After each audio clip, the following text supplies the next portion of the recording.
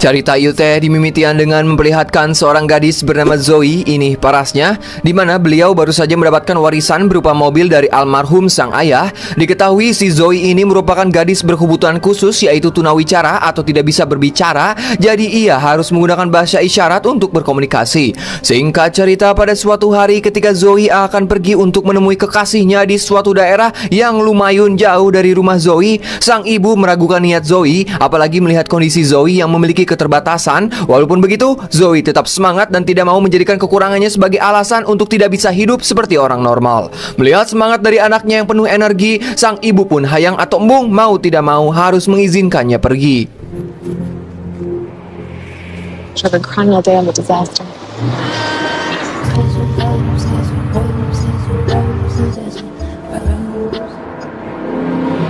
Singkat cerita, berangkatlah Zoe sendirian menggunakan mobil yang baru saja ia dapatkan. Ketika di tengah perjalanan, Zoe sempat mengabari kekasihnya yang bernama Dane. Ini banget nah, nampaknya si Dane ini merupakan pria yang tidak memandang wanita dari fisiknya. Terbukti bahwa mereka ini terlihat sangat mencintai satu sama lain. Sementara Zoe yang masih dalam perjalanan, tak lupa di setiap beberapa kilometer, Zoe selalu mengabadikan momen dan mengirimkannya pada Dane. Sedangkan Dane sendiri mulai membersihkan serta mempersiapkan rumahnya untuk menyambut kedatangan kekasih tercinta. Namun saat Zoe menyetir dan pandangannya fokus pada HP, terdapat seorang pria yang berada di tengah jalan dan hal itu hampir membuatnya menabrak orang itu. Dengan cepat Zoe langsung membanting setirnya dan berhasil menghindari pria tersebut.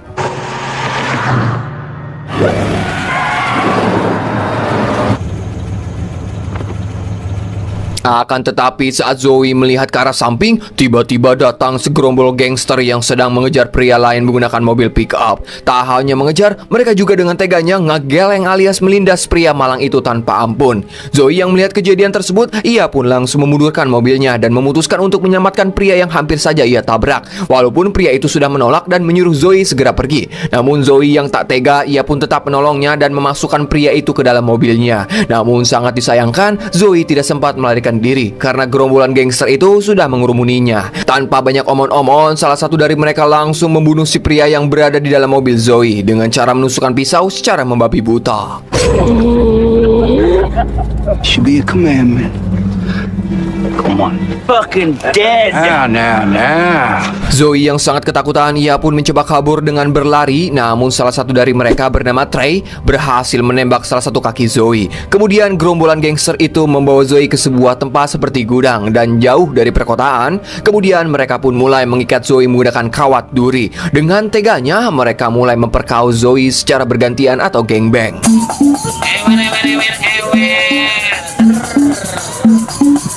Sementara di rumahnya Dane, ia pun mulai khawatir, kok sampai sekarang ayang aku belum juga datang-datang. Kemudian Dane kembali memeriksa foto-foto yang dikirimkan Zoe. Jika melihat foto yang Zoe kirimkan terakhir, seharusnya ia sudah sampai. Maka dari itu Dane langsung menghubungi polisi setempat untuk mencari keberadaan Zoe. Singkat cerita, malam pun poek, Trey si pria bejat mulai memperlihatkan kepada Zoe yaitu tangkurak-tangkurak saudaranya yang ia simpan di dalam kulkas. Kemudian ia bercerita bahwa dulunya keluarga Trey merupakan pemburu bagi orang-orang suku Indian, di mana suku Indian ini merupakan penduduk asli Amerika, dan kedua orang yang tadi mereka bunuh juga, jika dilihat-lihat dari tampangnya sepertinya mereka adalah orang Indian. Setelah itu, Trey dan temannya bernama Wes mulai melakukan taruhan. Jika Trey menang, Trey akan memiliki Zoe sepenuhnya, dan ia bebas mau melakukan apapun kepadanya. Begitupun sebaliknya, jika Wes menang, maka Wes akan memiliki Zoe sepenuhnya. Was she don't show where she was heading? I win. I get to keep her. Sementara di ruangan tempat Zoe disekap, ia teringat kembali pada momen-momen indah bersama Dan di sebuah pantai. Dari ingatan itu seketika membuat Zoe emosi, hingga ia menarik tangannya agar bisa terlepas dari ikatannya. Akan tetapi tangan Zoe harus mengalami robek yang cukup parah karena ia memaksa melepaskan tangannya dari ikatan kawat berduri.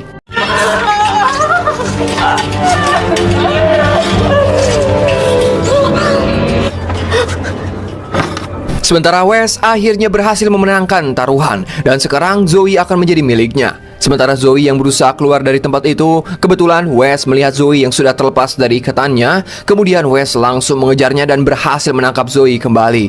Setelah itu ia langsung menusuknya menggunakan pisau belati tepat mengenai cangkeng Zoe. Pada akhirnya Zoe pun harus tewas.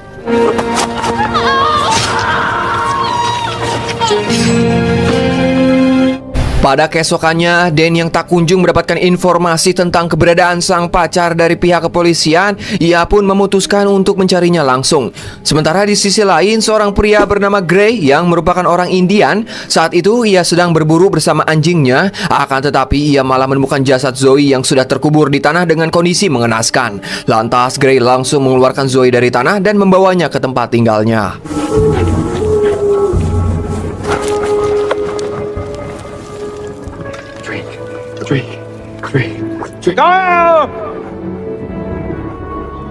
Pada malam harinya, Gray mulai melakukan ritual ala suku Indian untuk memanggil kembali roh Zoe. Dikarenakan Zoe dibunuh oleh orang-orang yang memburu suku Indian, yang datang malah bukan cuma roh Zoe, tetapi roh leluhur Indian yang memiliki kekuatan besar ikut datang dan masuk ke tubuh Zoe. Sehingga tubuh Zoe bisa melayang dan sempat menghantam Gray hingga ngajengkang. Namun Gray bisa menangani itu dengan mantranya yang membuat tubuh Zoe kembali tenang.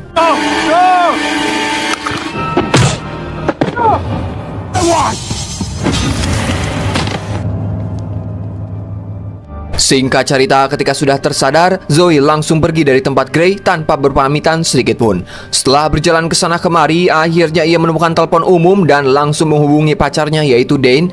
Setelah berhasil menghubungi Dane, namun yang kita tahu Zoe kan tidak bisa berbicara, jadi Dane kesulitan mengetahui di mana keberadaan Zoe sekarang. Maka dari itu Dane menyuruh kepada Zoe untuk tetap berada di sana dan jangan kemana-mana. Kemudian Dane menutup teleponnya karena ia harus segera menelpon operator untuk mengetahui letak telepon umum yang digunakan oleh Zoe. Tak berselang lama, datanglah seorang sheriff di kota tersebut. Terlihat betapa senangnya Zoe dengan harapan bisa meminta bantuan kepadanya. Namun ternyata sheriff itu adalah si Jed, yaitu kakak dari Trey yang merupakan salah satu pelaku pemburuan suku Indian. Seketika roh Indian di tubuh Zoe kembali muncul. Kemudian ia masuk ke dalam bar. Tanpa banyak omon-omon, Zoe langsung membunuh Jed dengan menusuknya menggunakan botol minuman. Tak cukup dengan menusuknya saja, Zoe juga menarik usus Jed hingga keluar dari perutnya. Dua orang yang berada di bar itu juga ikut tewas karena berusaha melawan.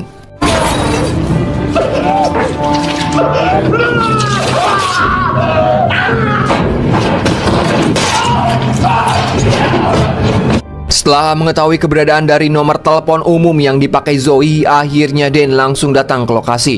Akan tetapi di sana sudah banyak pihak polisi yang mengamankan bar itu. Kemudian ia bertanya dan menjelaskan pada salah satu sheriff bahwa dirinya sedang mencari sang kekasih. Lantas si sheriff menjawab, tidak ada wanita yang menjadi korban di bar itu, malah pembunuh atau pelakunya lah yang seorang wanita. Mendengar kabar tersebut, Dan tentu saja tidak percaya jika Zoe yang melakukannya, karena ia sudah mengenal Zoe luar dan dalamnya. Tentu saja ia tidak mungkin melakukan hal buruk seperti ini. Dan mengatakan bahwa Zoe juga tidak sanggup untuk menyakiti lalat. Tak berselang lama, Trey dan teman-temannya datang ke lokasi. Melihat sang kakak sudah tewas mengenaskan, ia pun sangat marah dan akan mencari pelakunya. Kemudian Dane mulai bertanya kepada mereka, apakah salah satu dari kalian melihat keberadaan wanita ini? Dane juga meminta bantuan dan akan membayar mereka untuk mencari keberadaan Zoe. Namun Wes menolak keras untuk membantu Dane. Padahal yang kita tahu, mereka lah pelaku penculikan sekaligus pembunuh terhadap Zoe. Dane yang tetap kekeh ingin bertanya dan meminta bantuan hingga membuat Wes marah, dan hal itu hampir saja terjadi keributan. Beruntung datang seorang sheriff yang berhasil melerai mereka semua dan langsung mengamankan Dane masuk ke dalam mobilnya. Sementara pada keesokan harinya, Zoe terbangun di sebuah gubuk. Di tempat itu, Zoe menemukan beberapa peralatan seperti gunting rumput dan sebuah panah. Seketika membuat roh yang ada di tubuh Zoe berniat menggunakan panah itu untuk melakukan balas dendam. Di sisi lain, Trey bersama barudak tongkrongannya mulai mendatangi lokasi Zoe dikubur. Ternyata jasad Zoe sudah tidak ada di sana. Mereka semua merasa kebingungan karena Wes masih sangat ingat bahwa ia sudah benar-benar membunuhnya. Dikarenakan mereka semua sekarang mulai terancam, mereka pun berniat akan pergi dari daerah itu. West, why didn't you out? That ain't the work of a gut eater. I don't know what. Sure, Trey.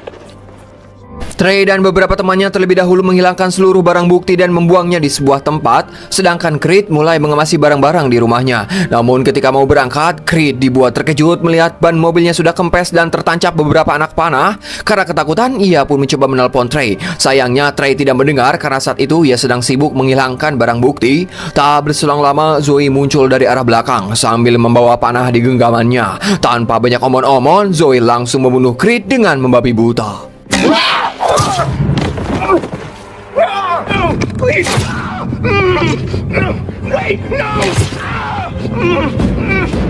Dane yang sangat terpukul atas kejadian yang menimpa Zoe, dirinya hanya bisa merenung dan mewek di kamar motelnya. Aku tak tahu harus berbuat apa lagi. Ia juga sangat menyesal karena tidak bisa menjaga kekasih yang sangat ia cintai. Ternyata Zoe juga sudah berada di sana sambil mendengarkan tangisan dari Dane. Namun ia tidak mau memperlihatkan kondisinya kepada Dane. Saat Dane berada di kamar mandi, ia melihat di kaca terdapat sebuah tulisan "Please forget me" yang artinya tolong lupakan aing. Sekilas ia juga melihat Zoe yang berada di depan rumahnya. Namun saat akan keluar, tiba-tiba Trey dan teman-temannya sudah berada di sana dan langsung memukul Dan hingga pingsan.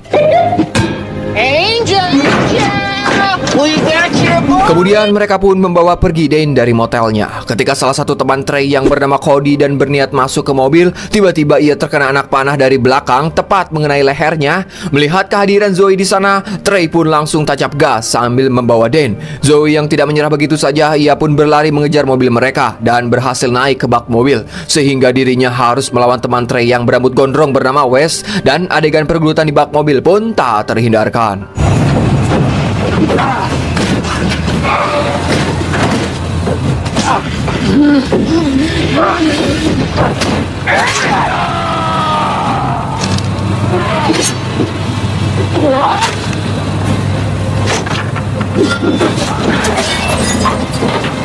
Zoe yang sudah berhasil menumbangkan Wes, namun saat ia akan membunuhnya, tiba-tiba Trey menginjak pedal remnya sehingga membuat Zoe ngampleng ke jalan. Tanpa pikir panjang, Trey langsung ngegeleng Zoe dengan mobilnya. Akan tetapi Zoe tidak tewas begitu saja. Ia masih bisa bangkit dan seperti tidak memiliki rasa sakit sedikit pun pada tubuhnya.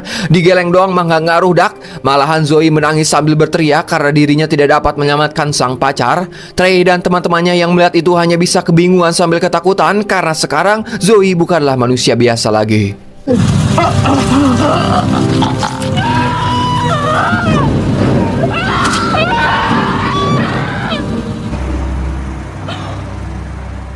Bahkan saking takutnya, Trey harus menyewa tentara bayaran dengan persenjataan lengkap hanya untuk membunuh Zoe. Sementara Zoe sendiri, terlihat ia sudah berada di halaman tempat tinggal Gray. Kemudian ia menyambungkan tangannya sendiri yang hampir putus menggunakan ujung anak panah sebagai pengganti tulang yang potong. Setelah itu ia selasiban tangannya. Tak hanya tangannya, pada bagian perut Zoe yang sudah robek pun ia masukkan pasir dan beberapa sampah. Mungkin supaya perutnya itu padat. Tak lama muncul roh leluhur suku Indian yang memberikan senjata pisau belati, kapak, dan kalung keramat pada Zoe. Sepertinya kekuatan Zoe akan bertambah setelah mendapatkan beberapa barang tersebut.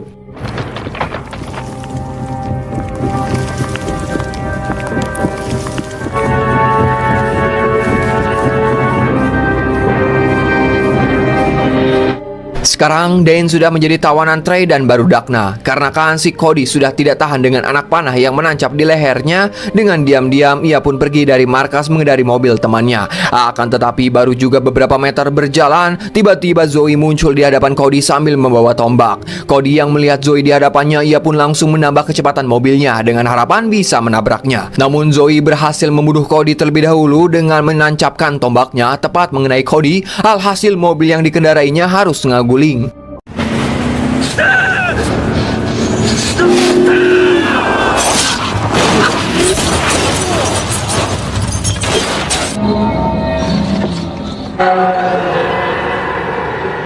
Dan sekarang Zoe akan berhadapan dengan Trey dan beberapa teman tentara bayarannya. Dengan bantuan dari roh leluhur suku Indian, Zoe berhasil membunuh satu persatu dari mereka dengan membabi buta. Bahkan Zoe sempat mengambil jantung Wes, kemudian memakannya di hadapan Trey.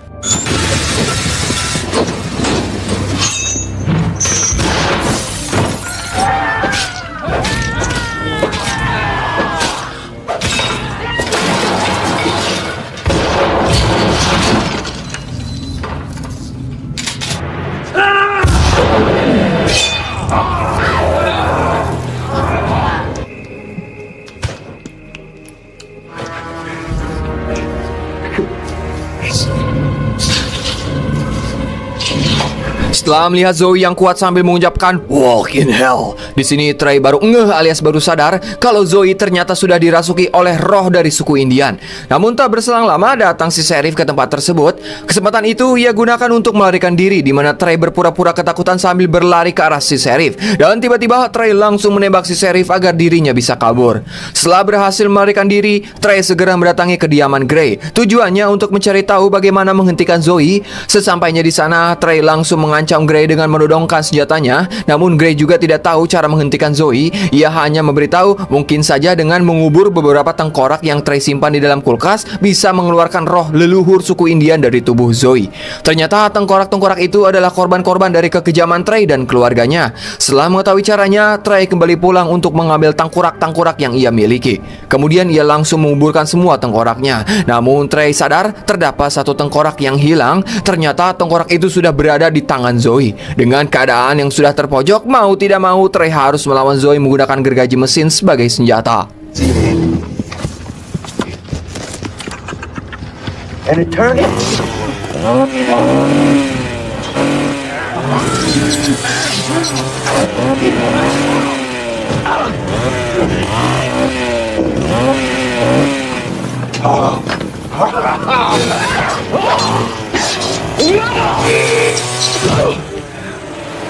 Pada akhirnya Zoe berhasil memotong salah satu lengan Trey dan menusuk beberapa bagian tubuhnya, sehingga membuat Trey harus tumbang. Walaupun dengan satu tangan yang tersisa, Trey sempat menusukkan gergaji mesin itu ke perut Zoe. Bagi Zoe itu bukanlah apa-apa. Zoe pun langsung menghantam leher Trey menggunakan kampaknya, hingga pada akhirnya Trey pun harus tewas.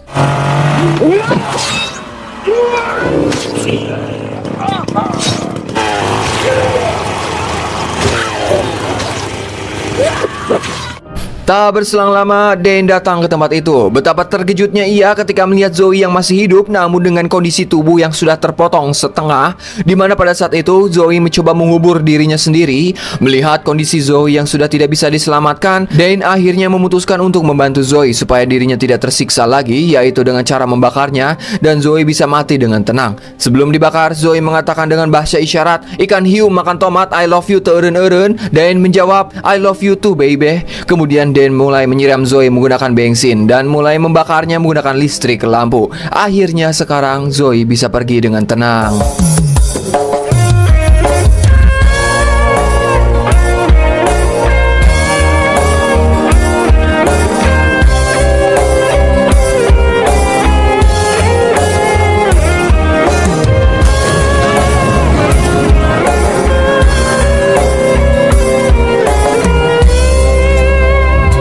Dan film pun rebes. Apa yang kurasa,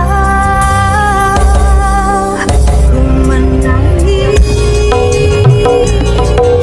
membayangkan betapa rajanya diri. Yes, mungkin segitu info di pusat mengabarkan. Bila ada salah kata selebihnya saya mohon maaf. Binal aizin wal faizin. Selamat merayakan Hari Raya Idul Fitri 1445 Hijriah. Saya Dharma yang bertugas di pedalaman suku Maya mengucapkan hatur nuhun, dan tak luput saya selalu mendoakan kalian semua diberi kesehatan selalu, dilancarkan rezekinya, dipermudah segala urusannya. Silakan Bapak Hansip closingan. Wassalamualaikum bro. Atas nama ya.